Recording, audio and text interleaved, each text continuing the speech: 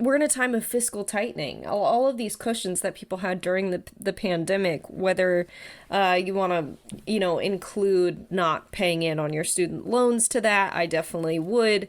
It would be a huge disruption for many households across the country if we were to have to start repaying our student loans, the child tax credit, free lunch in schools.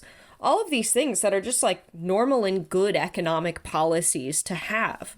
Was just in Kentucky doing some work just before the election. And in the Uber I got into just off of the flight, I was talking to the driver.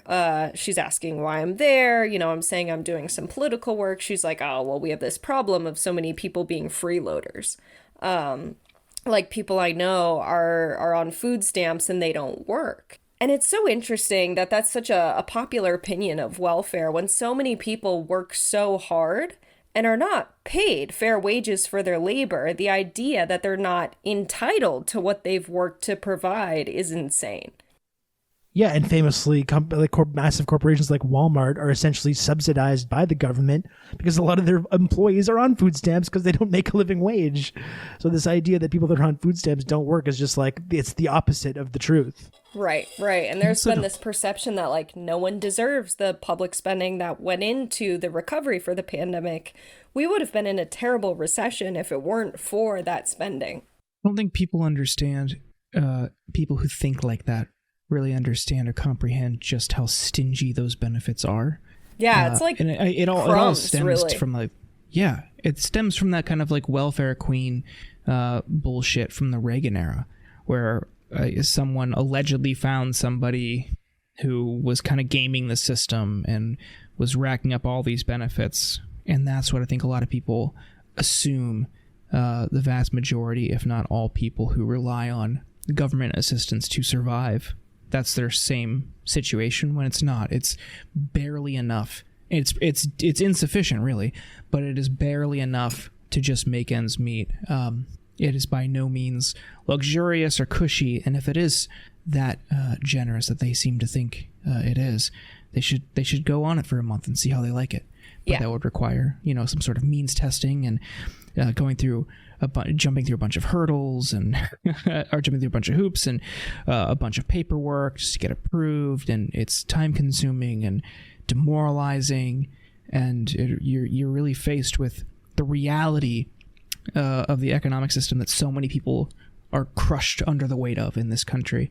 I'm with you. I don't understand why that is such a common viewpoint beyond just people thinking they're temporarily embarrassed millionaires or billionaires, and that it's going to take is just a little bit more hard work, a little bit more working extra hours, and refusing to complain about your boss before you finally make it, and then you're in charge and you're living comfortably. When if you're working for Uber, that is just not going to be the case. It's set up to keep you doing that as long as you can. They're going to keep taking steeper and steeper cuts. And if that is what you've dedicated more and more time to, you're going to become reliant on them, not the other way around. Yeah, and it's this perception that allows austerity politics to work. So when people point to like the spending we had during Build Back Better, they're like, oh my gosh, we can't spend all of this money. It's going to cause inflation. Of course, that's not what caused inflation. Yeah. We needed that spending to get the economy going. It's the role of any central bank or federal government to regulate the amount of dollars we have.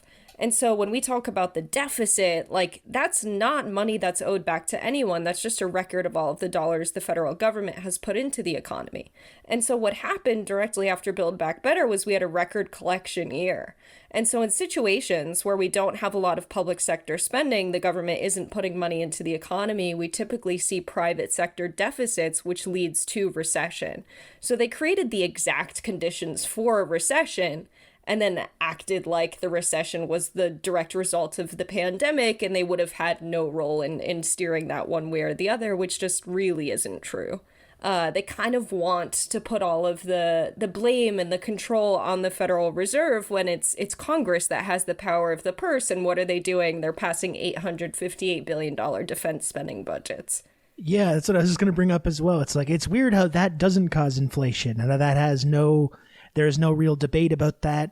And in fact, anyone in the U.S. government that even remotely questions this idea, though, they just do need to hand a unlimited blank check to the defense industry and the weapons contractors. that's somehow like treasonous to suggest that that's not a good course of action. It's amazing how this is just never really questioned. Yeah, 1,000%. 1,000%. And it's like, there's so much more we could be doing with that money, yes.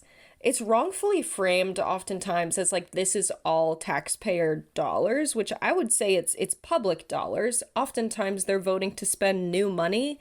It's not like they need to collect every single dollar from people out there and they put all of those dollars into one account and then that's how they spend from there. Of course, they keep a record of dollars in and dollars out, but it's not like the US government, which is a currency issuer. They create the dollars. It's not like they need to get that money from the public. They can simply press a button at the Federal Reserve and create those dollars. What is a check on spending? It's not like we have an infinite credit card and we can spend as much as possible, but are all of our productive resources in use? And so this idea that we have a huge unemployed population that is a necessary part of the economy is the biggest problem with how the United States manages our monetary system today. That this idea that people have to be unemployed and struggling to put food on the table and make ends meet is just how it has to be. It's absolutely not true. And so if we have people who are willing to work but are not, any new dollars that are spent into the economy can go to put productive capacity to use. So tools, machinery, labor, land, and that unemployed population that's willing to work. And so the Federal Reserve likes to sell us this lie, right? That actually, there's an inverse relationship between unemployment and inflation.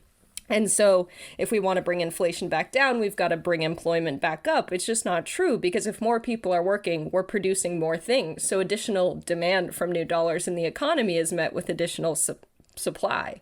It just doesn't make sense even by their traditional economic metrics. Yeah, who was it? Ben Bernanke that said we just mark the number up in the computer. We simply use the computer to mark up the size of the account. That's right. Yeah, it's as simple as that. Money is fake. It's true, but it has real consequences, unfortunately. Yeah. Well, and it's like we were saying about crypto as well. It's like the amazing thing about crypto is that they took this problem of money being fake and we're like, let's design a type of money that's even more fake. That's the solution. Yeah, and I wouldn't even say crypto's even a form of currency. It's really not. It's like a digital asset, which value fluctuates based on how many people are investing in it. It's really something you can speculate on more so than it's something that can be used as a currency. And then they created stable coins, which was the intention there, but they couldn't keep a one-to-one matching with the dollar, and of course that's why it collapsed. Well, my rule of thought on that is just, this is just a dip. We got to keep buying. It's going to come around. Buy the dip. Who buys in. Yeah, everyone who buys now is going to be a billionaire later. Don't lose faith, people. We got diamond hands. We're going all in. Thank you for listening to this sample of the Insurgents podcast. To hear the rest of this episode and for more bonus content, please subscribe at theinsurgents.substack.com.